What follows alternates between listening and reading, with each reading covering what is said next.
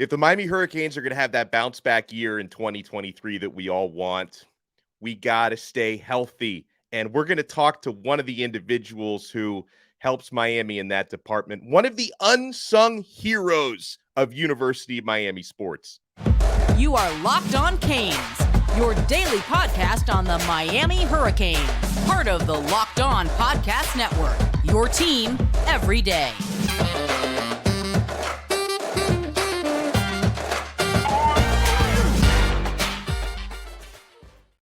I am Alex Donno, your host. I'm a University of Miami alumnus, longtime South Florida sports radio vet, and contributor to allhurricanes.com. And thank you so much for making Locked On Canes your first listen today. We are available free wherever you get your podcasts and available free on YouTube. This episode is brought to you by FanDuel Sportsbook, official sportsbook of Locked On. Make every moment more. Visit FanDuel.com/Locked On to get started. So our next guest is a Sports Hall of Famer. If you don't know this man, you should. And by the end of this conversation, you will. Vinny Scavo, Associate Athletic Director and Head of Football Athletic Training at the U. Vinny, I hope I didn't put too much pressure on you when I talked about the importance of the football team staying healthy this year. How are you, sir? Thank you, Alex. I appreciate it. I'm doing great. Appreciate it. Thanks for having me on. Thank you. And Vinny, I was so happy because I know the hard work you've put into the U for decades, a couple different stints at Miami, but you started in the early 80s. So you've been around since the glory days in baseball and in football. I was so happy when I saw you went into the Sports Hall of Fame. What was that like? What was going through your mind when you got that call? Well, that was an unbelievable honor. We were at Virginia Tech, and I just came back from dinner with our doctors and Dan Radakovich and Jen Strawley, and went up to my room, and I got a phone call from Meade McCabe, and he said, "Is Meade McCabe from the Hall of Fame?" I go, "We do our drug testing in the Hall of Fame. They're very gracious. Let us use that room when we test our athletes." So I thought I might have left the light on or did something wrong, left the door open, and I said, "Meade, I'm sorry if I left the lights on." He goes, "No." He goes, "Sit down. I got to tell you something." I go, "What's going on?" He goes, "Well, we just had a committee meeting and we're going to induct you into the Hall of Fame." And I go, "Awesome. You got the right number?" And so I was like, wow, this is like, I'm in that Hall of Fame. A couple of times a week, and you look around and see all the people that are in there, and to know that you're going to get to go in there with those people, some of the greatest athletes and administrators and coaches, that have been at the University of Miami, and to be in that talk with them was just unbelievable. I called Don Bailey after I called my wife, and he I think he had an idea of what was going on, and he's on the phone crying, and he says, Don's my brother, and I called him right away, and it was like, wow. And then it didn't really sink in until the next day, and then when I got home after our game and met with my family and everything, I realized, oh wow, this is unbelievable. And, I thank the committee for this great honor. And, in a couple of weeks, it's going to happen. And I'm looking forward to it. And you started at Miami in '83. It's Ron Frazier, the Wizard, who brought you in. So between baseball and football, I know, because I know you had one stint away. Have you been around for how many championships, Vin? Because I can't count. I lost count of all the rings you must have.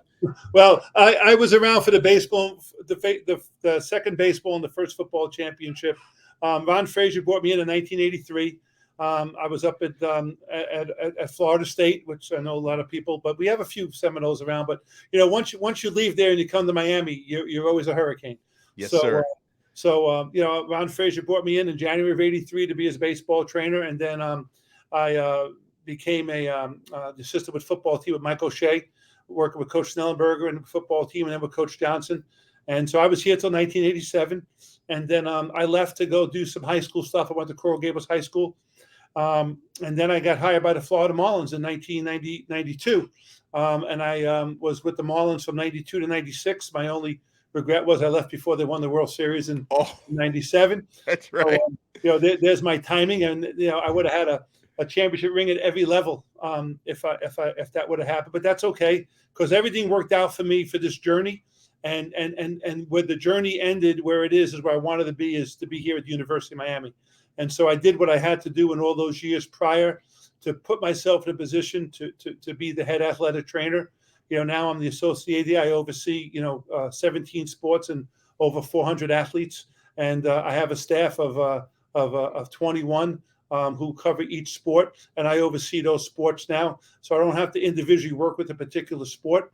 Right now, I am covering baseball for a couple of weeks. My athletic trainer is taking some personal time, and so I'm going to cover baseball. But I'm here in the heck athletic training. I oversee everything out my window and work with all our teams. And if the coaches have any issues, any questions, I'm here to answer. I'm here to support my staff.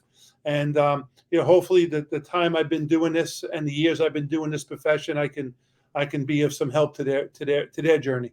And Vin, since you arrived at Miami, we're talking with Vinny Scavo, head football athletic trainer, associate AD at Miami. Since you started at Miami, the campus has changed a lot. The facilities have changed a lot. And I know that those who watch and listen to this show, who follow recruiting and just love the U, you love to hear about how everything has evolved. I would imagine that your department is a lot better equipped now in 2023 than it was in 1983. You probably have all that space age technology that you guys need to do your jobs. Well, it is funny. And in fact, when some of the former players come back and they come and they look around and their eyes light up and go, "We didn't have this stuff when I was here." I said, "Yeah, we had combination lockers that used to get you into your locker. You walk down the hallway here and you got one of the nicest locker rooms around, and our athletic training facility has improved over the years. I remember when I walked in here with Mike O'Shea back in 1983, we had a nice little setup for what we needed. But as you know, as time goes on and, you gotta catch up with the Joneses, and you have to make sure that you're bringing kids in here and you're giving them everything you possibly can in every aspect of the medical field and the recovery field. Now, recovery now is so important to these kids and making sure that they can recover. And so we make sure that we have everything that we need. And of course, as you know, we're getting ready to build a brand new building that's going to open up hopefully very soon. And it's going to be our floor. We'll have our own floor, a sports medicine floor. I've been working with our head football trainer, been working with our head of physical therapy and our facilities people, and making sure that we put in the best of the best. And Coach Cristobal is not going to go any shortenings. He wants the best of the best. And we're so glad we got him. And he's so on top of this with us and wants us to have the best facility. And so, yeah, we're getting there. We've come a long way, baby. And we can only get better, and we're going to continue to get better. And of course, with the support of our administrators and with support of our medical people, Dr. Kaplan and who's in charge of our medical, and with Dan Radakovich and Joe Echeverria and Rudy Fernandez, and with Coach Cristobal, we're going to have great things happening and continue to happen here at the University of Miami. We are only getting started here with Vinny Scavo. On this episode, I want to talk about the relationship and the dynamics between the head athletic trainer, football coach, strength coach, and how all that comes into play. And I want to talk about the evolution of these athletes, because I would imagine guys are coming in bigger, faster, and stronger when they first arrived than they did in some of the older days. Although we know in Miami, they've always been getting the best athletes going back to the glory days. So we are here with Vinny Scavo. You want to keep it locked right here to Locked On Canes. And guys, you want to keep it locked to our awesome partners at FanDuel Sportsbook. Grand slams, no hitters, double plays, they're all back. There's no better place to get in on the MLB action than FanDuel. That is America's #1 sportsbook. That's because right now, new customers can step up to the plate with a no-sweat first bet up to $1,000. Just go to FanDuel.com/lockedon. Sign up, place your first bet, and then get up to $1,000 back in bonus bets if you don't win. That means you have nothing to lose, and you probably won on our Miami Heat last night, which was great. Do not miss your chance to get a no-sweat first bet up to $1,000 when you join FanDuel today. Just go to FanDuel.com/lockedon to sign up. FanDuel, official partner of Major League Baseball. Thank you so much for making Locked On Canes your first listen today. We are available free wherever you get your podcasts and available free on YouTube. And for the everydayers who watch us day in and day out, we are going to have another episode later on today talking a little recruiting, welcoming in a new class of 2024 cornerback Dylan Day. But we are talking now with head athletic trainer Vinny Scavo. And Vinny, I imagine you got to be a pretty good diplomat. You've worked with so many different coaches over the years in baseball and football. Describe that relationship that you have, obviously with the current staff, because I'd love to know about the dynamic with Coach Cristobal and Coach Feld on the strength staff. But just what that relationship goes like between the head athletic trainer and some of these other important figures in the department. Well, I think I've been fortunate. I worked as an assistant for Coach Snellenberger and Coach Johnson, and I worked to help Randy Shannon when he was here, and then was the head trainer for Al Golden, Mark Richt, Manny Diaz, and now oversee the whole program with Coach Cristobal. And I guess when you first come in, you got to just really just understand what the coach's expectations are, and I always tell everybody on my staff that if the people upstairs are trying to win the national championship, the people downstairs got to be doing the same thing. And that's us. We're the guys downstairs. And we have to understand what the coach's expectations are, no matter who the coach is, and no matter what sport it is. And we have to make them understand that we're going to be the best communicator to them. The more information we can give a coach, sometimes it's good and sometimes it's not good, right? And that's why you got to have that thick skin, and I wear that thick sweatshirt every day. But because you got to have the thick skin to go in there, and sometimes coaches don't like to hear what you have to tell them, but you have to tell them the truth, and you got to communicate with them, and they understand it. Because the bottom line is what we're here for is for the health care of our kids. We're here that whatever athlete is playing at the University of Miami, my job is to make sure that their time here, my staff and myself give them, with our medical staff, the best health care we can. And having the Lennar Medical Center next door, I mean, that's a godsend to us. I mean, we use that as a great recruiting tool because, it's the only ambulatory center I know that's on a medical athletic facility. And, you got basketball right next door. You got football field, you got baseball, soccer, and our athletes can walk right over there. We can drive them over there. We actually put them in a golf cart during practice and run them over there to get checked by the docs and bring them right back out to the field. So it's great having that, for our kids. And that's the thing is the coaches understand that we're going to do everything that we can to make sure that their kids are taken care of. And the relationship with all the strength coaches I've been through, and now with Coach Feld, who's outstanding, he cares so much about these kids. And I always tell the kids, that come out of high school and when they're in high school, the three people you got to really make sure that you get along with when you go to college is the strength coach, the trainer, and the equipment guy. Those are the three people you got to make sure that, you treat those guys well, because those are the three people that are going to take care of you. They're going to make sure you get the best of the best. And they're going to make sure that you have a good, a good time, good career in college. Now, Vinny, you mentioned sometimes, you got to give coaches injury news that they don't want to hear. What's it like sometimes giving that to players? Because I'm sure you have to protect these players from themselves sometimes. They may want to play through stuff that you just have to advise them that's not the best idea. I think, Alex, the hardest part of my job in all the years I've been here is when we have to tell an athlete that they can't continue anymore. And that is so hard. And I've unfortunately been in a few of those. And you make sure that you dot all your I's and cross all your T's, that you're doing that. This is it. And working with our medical people, and we got some great medical people here at the University of Miami, and we're very fortunate to have that. And so and of course they feel it just as bad as I feel it, but we have to make sure that what is the best thing for the athlete. And we've done that a few times. And, you have to sit, sometimes the kids don't get it. You try to explain to them and they still don't get it. And that's where you got to, put your arm around them. You got to sit down with them, make them explain to them and make them understand that, listen, we're going to take care of you while you're here. You're going to get the best of the best. And it is an unfortunate situation, but, we feel that if this were to continue, this wouldn't be in your best interest. And so we're only here for your best interest. We're here for you to succeed. And it happens. Thank God it doesn't happen a lot, but it does happen. And what it does is, you get the coach involved, you get the physicians involved, you get the parents involved. And I've been very close to a lot of our parents here over the years. And the parents understand. And when we recruit them, the first thing I tell the coach is just bring me the parents. Just bring me the parent. I want to meet mom and dad. I want to meet grandma. I want to meet the their guardians, who are in charge of them. I want to let them know that I have 3 children too, and your son and daughter is very important to me, just like my children are important to me. And so we're going to make sure when they come to University of Miami, they're going to get the best of the best.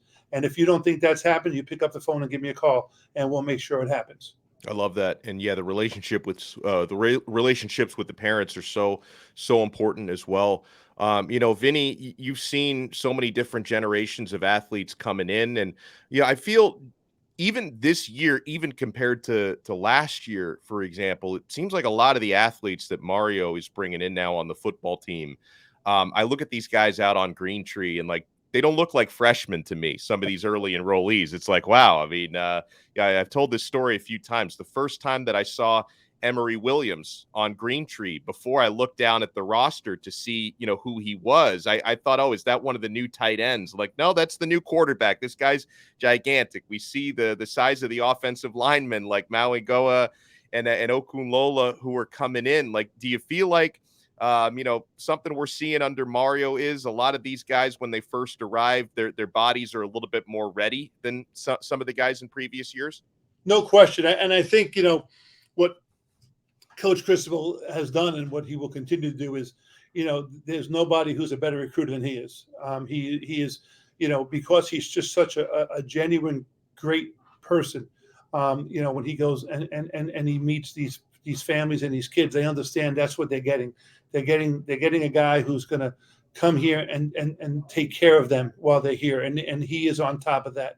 And I know that for a fact because we deal with him on that all the time. He cares so much about these kids while they're here and wants to make sure that we do our job and do the best we can for these kids. But he's bringing in, I tell you, bringing in some dudes, and it's nice to see some dudes in here, and I get to see the kids.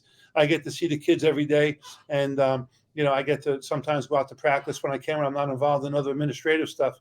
And the kids come in there every day, and they're just really great kids to be around. They got great personalities. They engage with you. They talk to you. They ask you for advice. And that's a good kid that's coming here, and they know how to bring those kids in here. And things are gonna look really, really good for us as time goes on. And we just got to keep them here. Got to keep them here, keep them healthy, and again, keep up with what the coaches are trying to instill in them, and make the kids understand that. And that's what we have to do.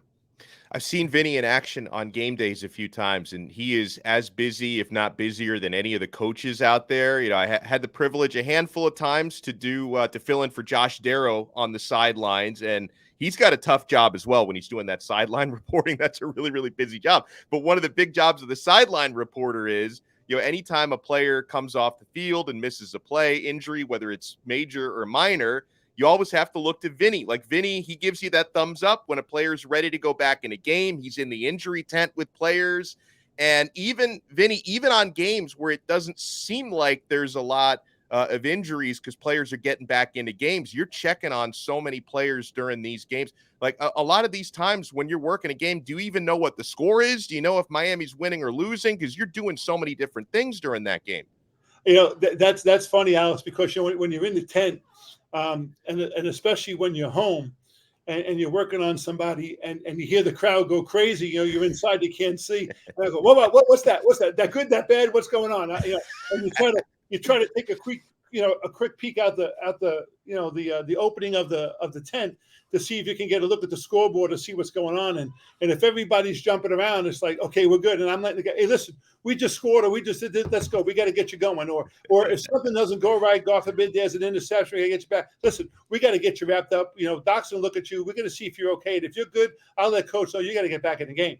And so, if we can get him back in the game, healthy, safely back in the game, we will do that. And, with the support of our medical team and the staff, and, we're working with the strength coaches and the nutrition staff to make sure these guys aren't cramping during the game.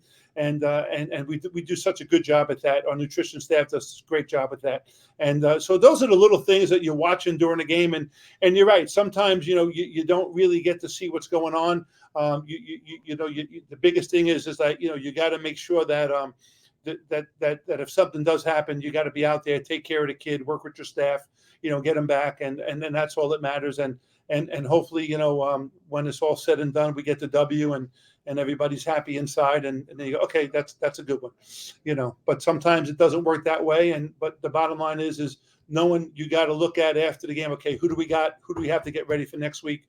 What do we have to do? Are there any issues that we have to handle? Any serious situations we have to take care of? And so you got to be on top of that, as much as you can. You worked with national championship teams back in the 80s. I mean, what were some of those athletes liked, from 83 to 87, because you were around for were you able to see the title in 87? You didn't miss that one, right? What were some of these guys like? Yeah, that's the thing. I mean, my roommate at University of Miami was Vinny Testaverde. Oh, wow. So Vinny and I roomed together, and 2 guys from New York. And, 2 Vinnies from New York. Vinnies. We used to have a great answering machine when somebody called, and the 2 Vinnies would have the message on it. Back then we had answering machines, right? But I got to be around when Jim Kelly had injured his shoulder in the Virginia Tech game, and they operated on the shoulder. I was part of that rehab with Jim Kelly, so I got to know Jim real well. Obviously Don Bailey, who's a brother, and he was here, and Coach Rick was even here. Coach Rick was finishing up. I got here in January of ’83.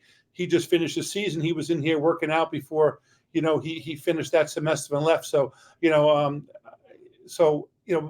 being around guys like that, and Michael Irvin, and of course, my first story was when I came down from Florida State. I did baseball, and then I was invited by the Governor Bob Graham, asked me to be the trainer for the Florida High School All-Star Game. Max Clark was the head of athletics for the state of Florida.